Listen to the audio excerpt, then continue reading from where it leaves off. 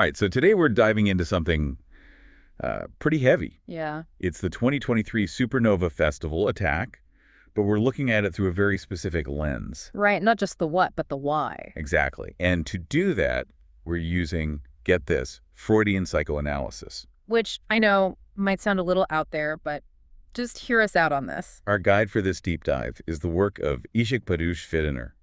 He connects this really tragic event to some pretty big ideas. Yeah, some really interesting stuff. It even brings in the movie The Last Temptation of Christ, which... Okay, gotta admit, that one threw me for a loop at first. Oh, for sure. It's a curveball, but it actually, you'll see, it makes a lot of sense in this context. So to start, I think it's important to set the scene. Imagine a massive rave near Gaza billed as a parallel universe supernova experience. Drawing in all these young people looking to escape, lose themselves in the music, the energy. This stark contrast, right? Mm-hmm.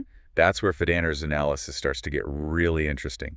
It's in these moments, these clashes, where we often find ourselves searching for deeper meaning.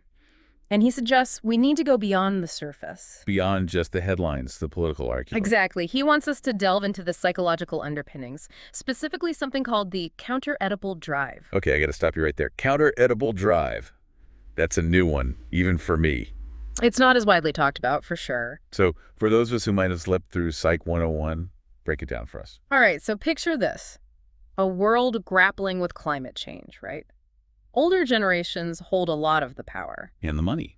Right, but there's this fear about the future their kids are inheriting.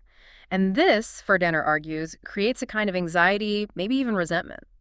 I can see that. He calls it the counter-Oedipal drive because, unlike the Oedipus complex, where it's the son vying for the mother... Right, classic Freud. Here, it's flipped. It's the father figure representing society, kind of subconsciously seeking to be free from the perceived burden of the younger generation. Hold on. Are you saying that society wants to be rid of its young people? It's not about consciously wanting to harm anyone. Okay, good, because that took a turn. It's more about recognizing these unconscious anxieties, this fear of the future.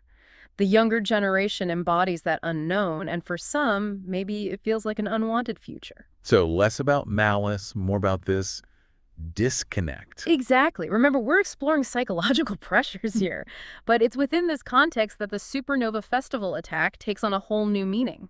Okay, so let's say for argument's sake, we entertain this idea of the counter-Oedipal drive.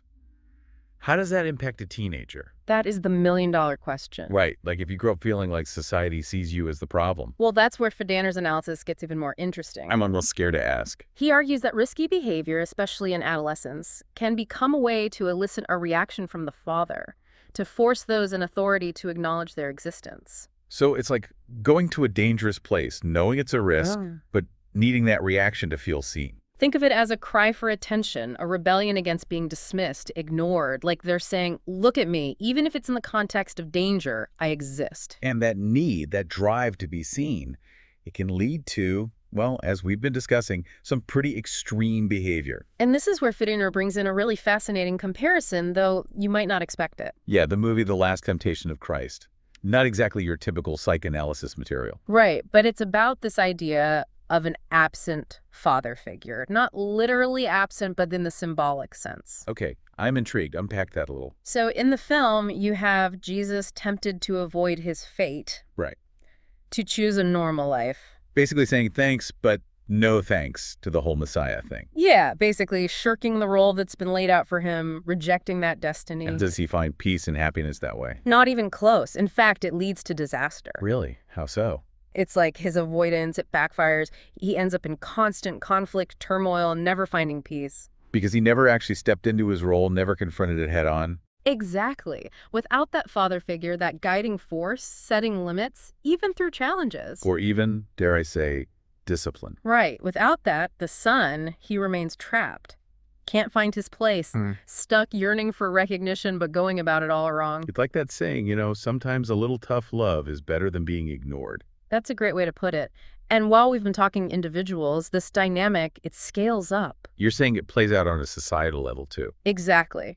Fidaner, he sees echoes of this in how Hamas justified the supernova attack. Okay, this is obviously a very sensitive topic, and I want to be crystal clear with everyone listening. Of course, absolutely. We are in no way condoning this horrific act of violence. 100%. This is about understanding, not justifying. Right, because Fidaner, he's not saying the attack was justified. Not at all, but he's highlighting a potential connection to this generational resentment, this sense of abandonment. So he's drawing a parallel between how Judas felt toward Jesus in the film. Yes. Remember that resentment, that betrayal Judas felt when Jesus chose a different path. Right, like Jesus was supposed to fulfill this destiny and he just opted out. And Fidaner sees a similarity in the justifications given for the supernova attack. You're saying there's this shared sense of the younger generation being failed, abandoned by those who were supposed to lead. It's not about condoning the act itself, but understanding that despair, that anger that can fester. When a whole generation feels hopeless, unheard, unseen. Exactly. And that feeling, that's at the heart of the counter-Oedipal drive, this need to force a reaction, even a violent one. So where do we go from here? I mean, how do we escape this cycle, especially with all the very real problems facing future generations? That's the million-dollar question, right?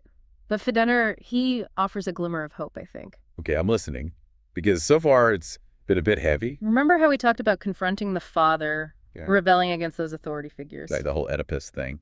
He argues that confrontation, it can be destructive. As we've tragically seen. But it's also essential for growth. It's how we define ourselves. Okay, so how do we take that energy, that frustration, and channel it into something positive? By understanding that this rebellion, this pushback, it's how we find our place in the world. So it's not just about acting out, it's about channeling that energy towards something constructive. Exactly. Constructive being the key word here. Yeah. Because as we saw with supernova, it can go very, very wrong. It can be devastating. Right. So the question becomes, how do we make sure that father listens? That society as a whole really sees the struggles of its young people. Without it leading to more violence, more pain. And that's where things get really, really interesting. Because Fidaner, he leaves us with this powerful, even unsettling thought. He says it depends on how the older generation responds. That's like he's putting the ball in their court, challenging them. Yeah, exactly. Like he's asking, are you listening? Are you going to actually do something to make sure young people feel seen, heard, valued? Because if not, if we keep ignoring them, dismissing their concerns, we risk seeing even more extreme forms of rebellion, and not just protest, but a real breakdown of how we do things, a rejection of the whole system. Okay, that's a lot to unpack. It's heavy stuff. So then what's the answer? I mean, how do we actually break free from this cycle, especially with everything going on in the world? Well, it's not easy, that's for sure. But Fidaner, he says it starts with a shift in perspective. We have to stop seeing this as us versus them. Stop seeing young people as the enemy. Right. Their anxieties, their anger, it often comes from a place of caring, of wanting a better future. And that's something we can all get behind. Instead of treating this generational thing as a battle, it's more like we're all on the same side trying to solve a problem together. Exactly. It takes empathy, understanding. And that can be tough, especially these days when it feels like everyone's at each other's throats. Which is why I think these deep dives are so important. It's easy to get caught up in the headlines, to feel overwhelmed. But when we take the time to really dig into these issues, even when they take us to unexpected places like psychoanalysis. Exactly. It opens up new ways of seeing things, understanding the world and our place in it. It's about connecting the dots, seeing the patterns. Even in events that seem totally senseless, there's often a deeper story, something systemic going on. And maybe, just maybe, by understanding those deeper forces, the fears and anxieties that drive us. Both as individuals and as a society. Right. Maybe then we can start to bridge the gap. Create a world where tragedies like the Supernova Festival are unthinkable. Where instead of leading to destruction, that rebellious energy, that desire for change. It becomes a force for good. Right. Driven by empathy, understanding, a shared commitment to making a better world for everyone. That's a powerful vision. It's a vision worth fighting for. Absolutely. And to everyone listening, if this deep dive got you thinking, we want to hear from you. Until next time, keep asking those tough questions and keep diving deeper.